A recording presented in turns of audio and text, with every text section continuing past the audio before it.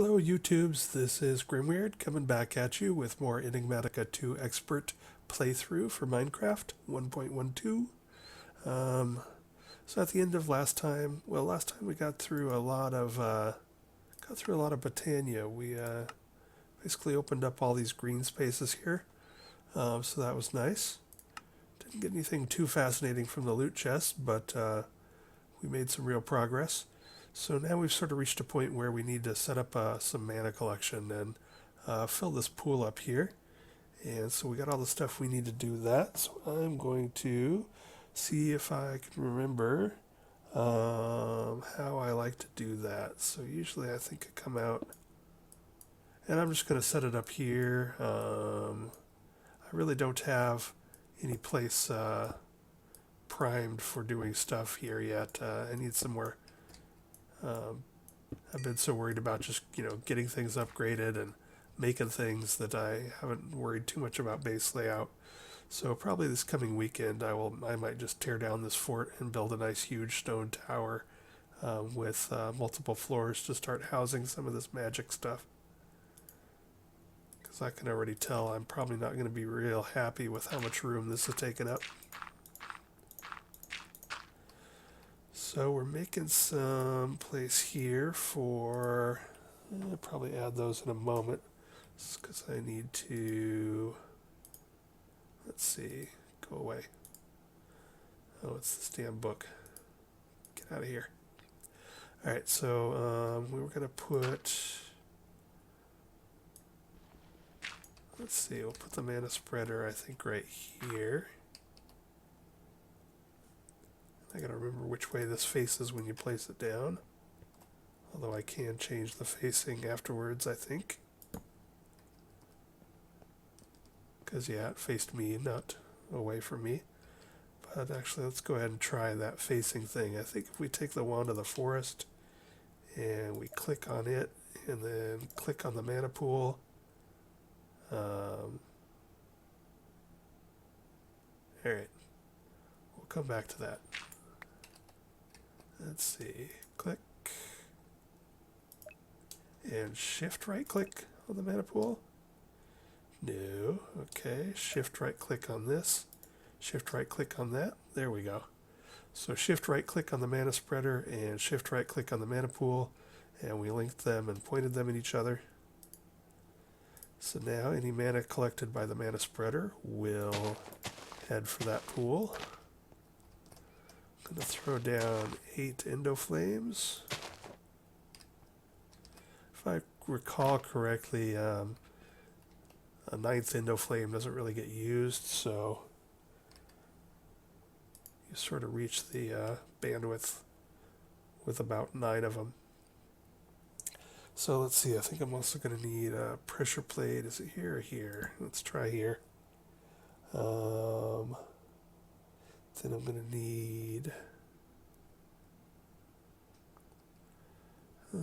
need my open crate. So we made one of those. So I think that's going to go here, dropping down onto the plate. And then a hopper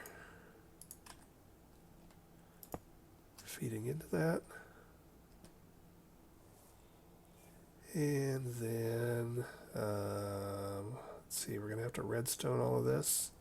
I think I'm going to want a slab. I always forget at this point if the slab is at the, it must be at the top of the next square up. It's been so long. I think we want it there.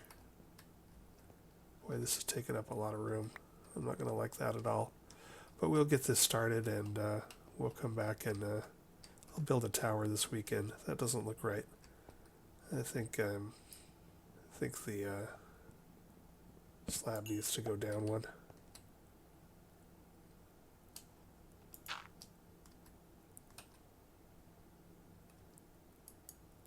I think the slab needs to go maybe there. I should have just built it and then showed you what I did. But, you know, hey, like I said, I'm not an expert, so I don't mind showing my warts here.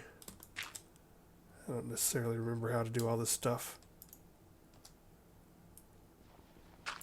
So now we got a redstone signal going blah, blah, blah. I think that's what I'm just not sure if the slab goes there or half a slab higher, but let's give it a shot. Still got tons of charcoal. Pull out, say, 5 of these. Don't think I need another. I think this is going to be enough storage for me. And hey, it's working. So a charcoal falls, it activates the hopper, or I mean it stops the hopper. The Endoflames eat stuff, and as they eat a charcoal, it shuts off the plate, which then causes another charcoal to fall. And if we wait a moment, see now the Endoflames are all full, and so the hopper is stopped with the 1 charcoal on the pressure plate. So now if anything happens, I'm not going to get a huge pile of charcoal there despawning or something. Once the Endoflames start eating again, the charcoal start falling one by one again. And let's see if I go here.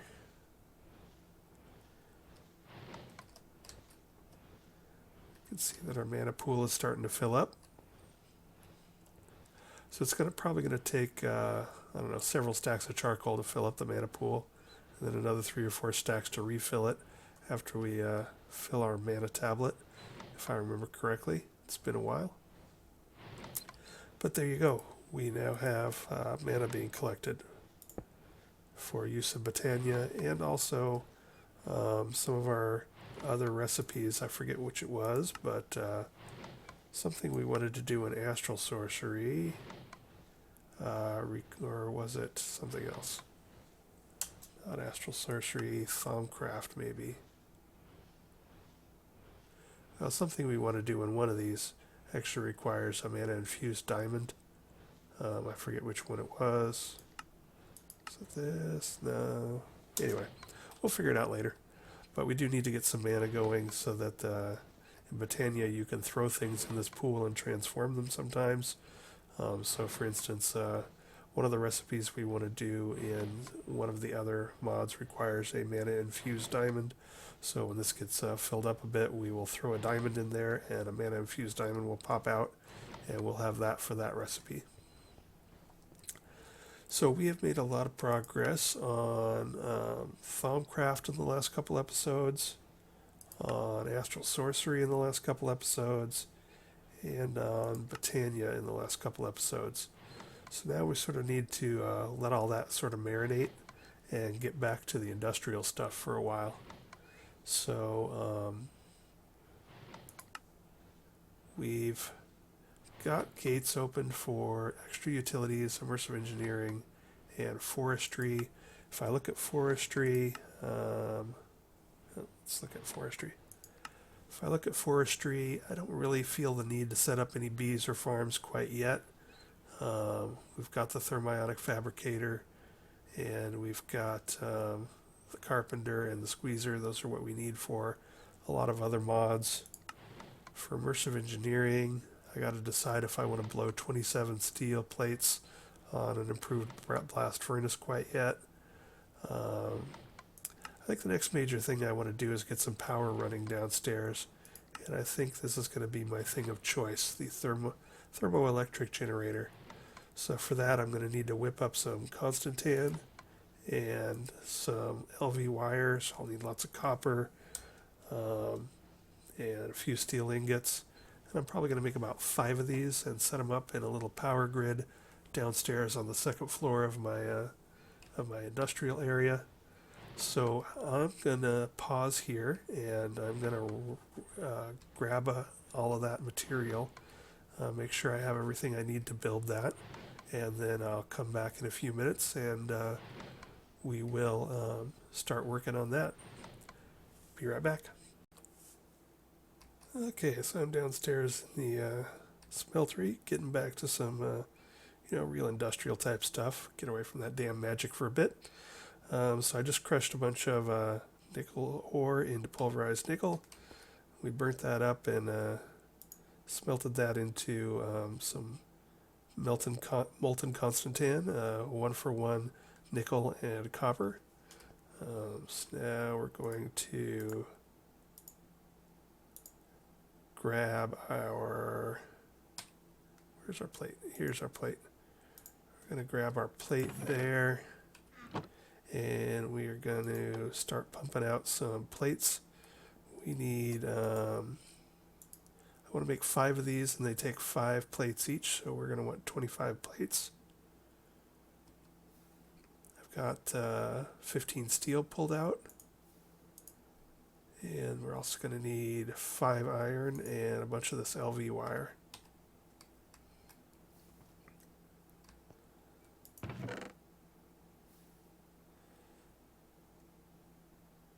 Alrighty, so while these plates are cooking, and I'm probably going to output some of this copper for copper wire too, so we'll jump cut to that. Okay, I gathered up some stuff for our thermoelectric generators. I wanted to run upstairs and check on our pool, and it's filling up nicely. We've made it through a decent chunk of the charcoal I've put in there, so I'm just going to throw a few more on there while I tinker around downstairs.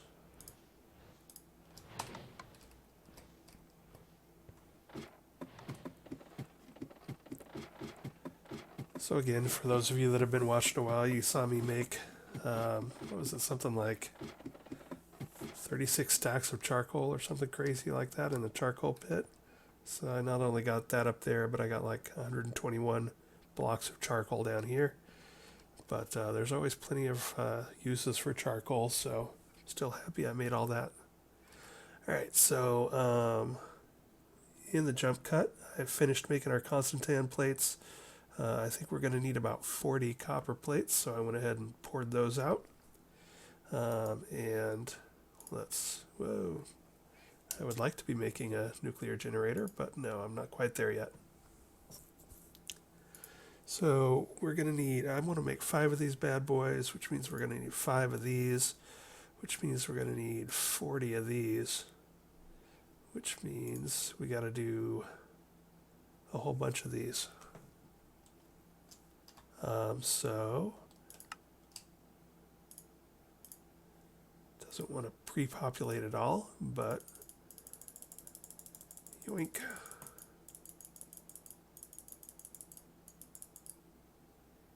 Alrighty. And I made those while I was waiting for the plates to come out. They were just an iron and a couple of things, basically shears, but even cheaper. So now we can, do I have sticks? I have sticks. So now we got 40 LV wire coils. Yay us. Which means now we can make 5 of these. And then we can make 5 of these. Easy peasy. Although I tell you, I did use our friend the small plate presser to bash up 30 ore nickels, and I'm about done with the novelty of crushing ore by hand. So we're gonna work on that once we get some power out from this plant that we're gonna set up. We're gonna go ahead and push on towards, I think extra utilities crusher is something that we can get to as soon as we have some decent power to run it with. Extra utilities, the crusher. Yeah, so we're going to be making one of these real quick. And so what I'm going to do with, let's see, I need to grab stuff. So let me pull out the book here. It's been a hot minute since I dealt with this. Well, first let me open this, see if I get anything good. A launch pad for advanced rocketry. Alright, Sounds good. I'll file that away for the sometime in the future thing. So how these work is that basically you throw them down. Let's say we put it right in this stone here, and you put something hot on one side and something cold on the opposite side, and that gradient, that temperature gradient, creates passive energy for you. And you can do it on multiple sides. So I could have lava here and packed ice here. I could have lava there and packed ice there. And from both of those opposite sides, I will then get even more power. So I'm going to set up a little grid of that upstairs on the floor right above us. And that way I can drop some immersive engineering wires down into probably this area is where I'm going to start setting up some machines, like a crusher that we're going to build probably next episode. So I did, in my trip to the north, I did get, let's see, not the ice. Where's the packed ice? Packed ice. Oh, well, that's what I was going to do. I was going to pull out the book and show you guys. So I'm not 100% sure if there are other things, but if I open up the engineer's manual for immersive engineering and I look at, is it here? Thermoelectric generator. I tell you what, I love immersive engineering. I hadn't really used it much until I started playing around with this mod pack, and it's totally cool. But the contents tables here always leave me going, wait, where the hell is what I'm looking for? I wish they had a better. I wish the manual had a better contents so that I could find stuff a bit easier. Anyhow, this is what we're listing here as things that you can use for the thermoelectric generator. Now there are other things that have temperatures, like that liquid starlight that we're pulling out of Astral Sorcery. I think that's super cold, but I don't see it listed here, so I don't really know if that's usable with this. I'm not sure what hot and cold things interact with other things. But what I'm seeing here that we could easily make, I can't make yellorium, I don't think. I can't make plutonium quite yet. I could possibly make blocks of uranium, so I may take a look at that. But usually what I'll do is just put a bucket of lava on one side and then packed ice on the other. You can see that the packed ice is a bit colder than the ice. Yeah, let me see how much uranium we have and see if I can use uranium. I'm going to need several blocks of uranium. I'm pretty darn sure I don't have that much uranium yet because I haven't actually paid too much attention to mining it. Blocks of uranium. Now that this is sort of filled up by my mining pick, I need to now sort through this and arrange it so that I can find stuff. But uranium ore should look like ore with little green specks, and it should be, I don't know where it is. I'm like 99% positive I don't have enough to do it right now, so maybe I don't care.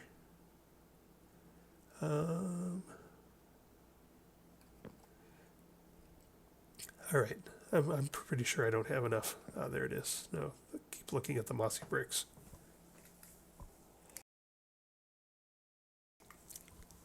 Okay, well, anyhow, I'm pretty sure I don't want to do that quite yet. I do have some uranium here, so if I recall correctly, though, I can't just smelt this or crush it. I can smelt it into 2 uranium ores. So maybe I do have enough uranium around if I can crush it to make uranium blocks. So I'm going to go ahead and jump cut here, and I'm going to explore this uranium situation a bit and decide if I want to try and use uranium blocks instead of lava for my thermoelectric thing upstairs. And if I need to use our uranium, I will bash through getting that all processed and in block form.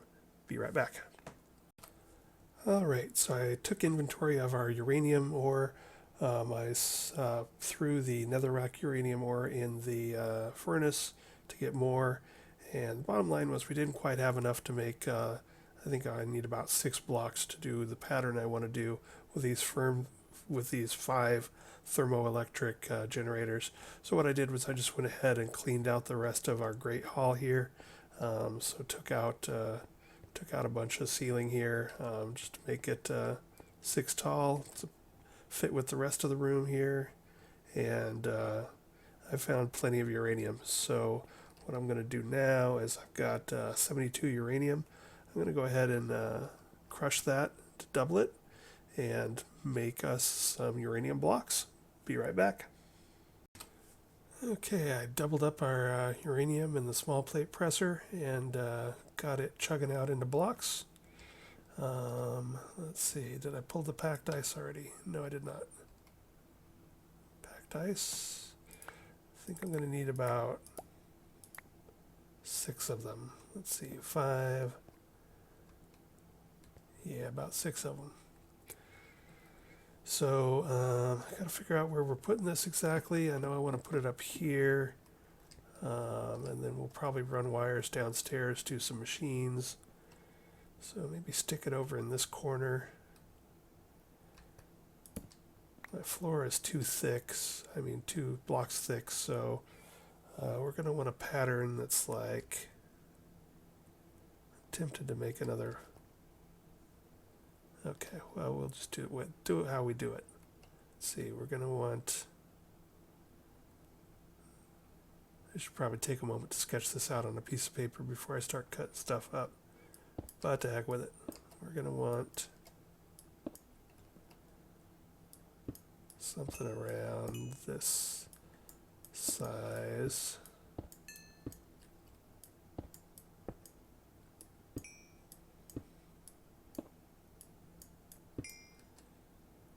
Yeah, I'm tempted to put another level on my floor just to have more room, but then that just means more distance to run things down anywhere. Just so I'm not interfering with lights or other things, but this will be good enough. Good enough. Let's see, we're going to want these. Before I start throwing stuff down, I'm going to pause a moment and diagram this out on a piece of sketch paper. I should probably also make sure that this stuff isn't radioactive and isn't going to make me sick or something.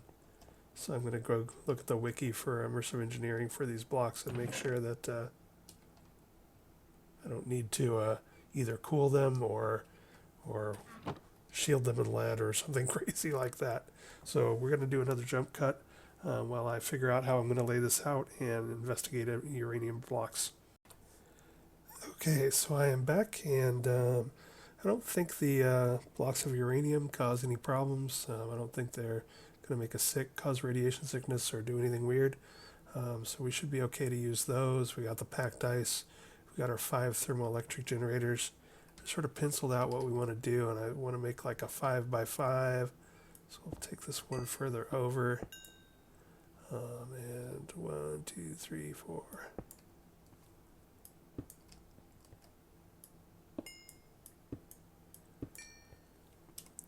And again, what we're trying to do here is just put these 5 down in a way that they put these 5 down in like a cross pattern, in a way that they can share heat and cold sources while still freeing up their sides to be used for those hot and cold sources.